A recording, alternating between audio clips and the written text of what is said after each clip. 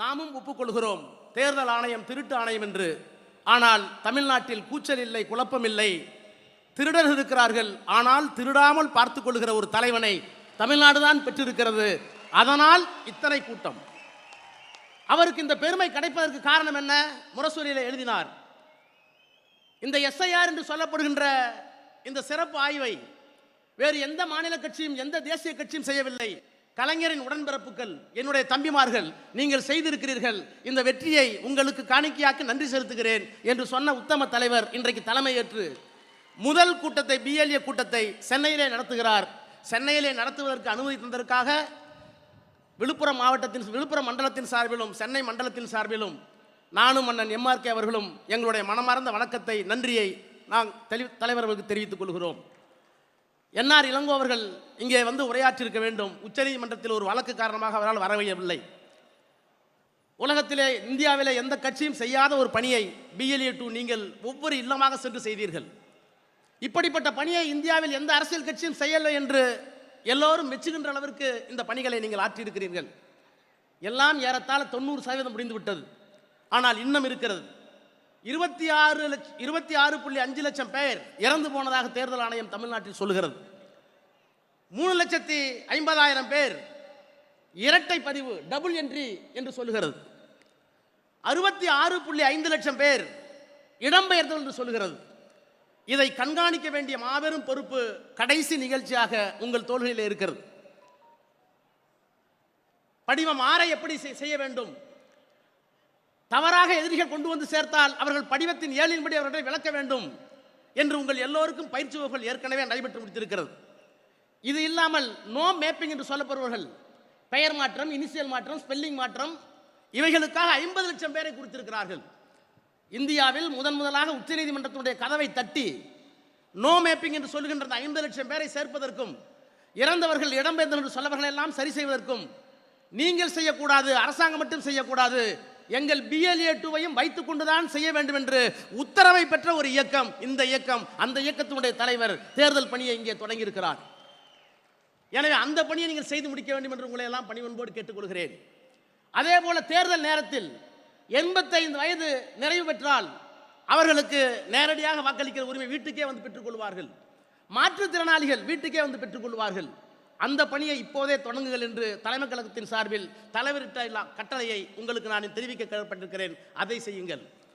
இவளையும் செய்ய வேண்டியது எதற்காக? எத்தனை பெரிய ஆட்சி, எவ்வளவு பெரிய ஆட்சி!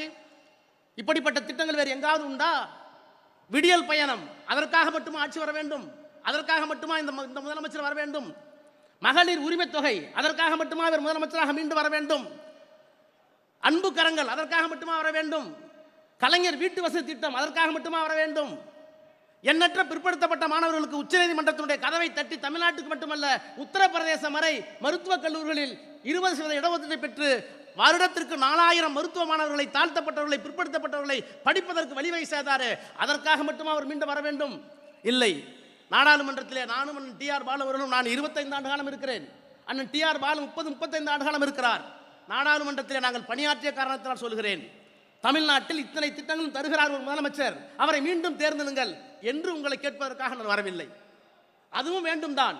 இன்னும் சொல்ல தமிழ் இனம், தமிழ் மொழி, கலைஞர் சொன்னாரே முதலாக கவிதை ஏறி, யாப்பின்றி போனாலும் போகட்டும் என் கவிதை, நம் நாடு மொழி உணர்வெல்லாம் காப்பின்றி போதல் கூடாது என்னும் கொள்கை என்றால், வாய்ப்பின்றி போனாலும் செய்யுள் கற்க, நெஞ்சில் உணர்ச்சிகளை வரிகளாக்கி கொள்கை மாறுகின்ற கோடரிகள் உணர்வதற்கு தமிழ் தந்தை என்று சொன்னாரே, அந்த தமிழை கீழடியாகட்டும் பொருணையாகட்டும் மீட்டு தந்திருக்கிறாரே இந்த முதலமைச்சர், அதற்காக அவர் மீண்டும் தொடர வேண்டும் சொல்கிறோமா? வேண்டும்.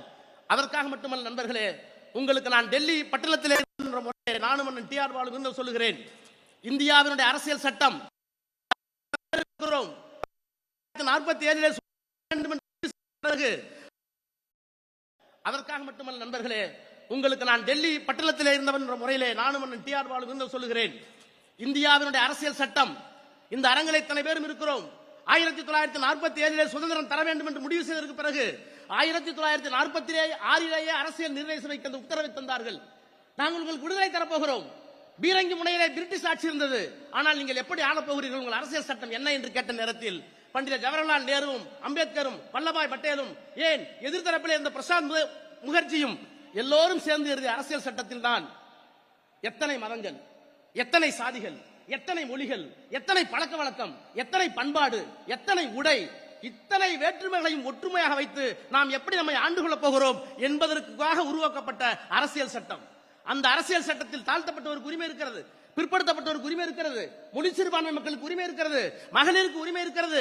இந்த உரிமைகள் எல்லாம் பாதுகாப்பதற்கு சட்டமன்றம், நாடாளுமன்றம், அந்த நாடாளுமன்றம் சட்டமன்றத்தை உருவாக்குவதற்கு எலெக்ஷன் கமிஷன், இவையெல்லாம் தவறு செய்தால் கேள்வி கேட்பதற்கு உச்சநீதிமன்றம், உயர்நீதிமன்றம், இத்தனையும் தந்திருக்கிற அரசியல் சட்டத்தை தூக்கி எறிந்துவிட்டு நாங்கள் ஒற்றையாட்சியை கொண்டு வருவோம், மத ஆட்சியை கொண்டு வருவோம், தமிழுக்கு மட்டுமல்ல எந்த மொழிக்கும் அடையாளம் இருக்காது, ஒரே மொழி ஒரே மதம் என்று கூப்பாடு போட்டுக் கொண்டிருக்கிற அமித்ஷாவுக்கும் மோடிக்கும் பதில் சொல்லக்கூடியது மட்டுமல்ல, தடுத்து நிறுத்துகின்ற ஆற்றல் மிக்க ஒரு தத்துவ தலைவன் இந்தியாவில் இருக்கிறார் என்றால் அது மாண்புமிகு முத்துவேல் கருணாநிதி ஸ்டாலின் என்ற இந்த மாமனிதர் தான். இவரை விட்டால் ஆள் இல்லை. அதனால் ஸ்டாலின் தொடரட்டும், தமிழ்நாடு வெல்லட்டும். ஸ்டாலின் தொடரட்டும், தமிழ்நாடு வெல்லட்டும். ஸ்டாலின் தொடரட்டும், தமிழ்நாடு வெல்லட்டும். நன்றி, வணக்கம். உடனுக்குடன் செய்திகளை தெரிந்து கொள்ள சன் நியூஸ் பெல் ஐகானை கிளிக் பண்ணுங்க.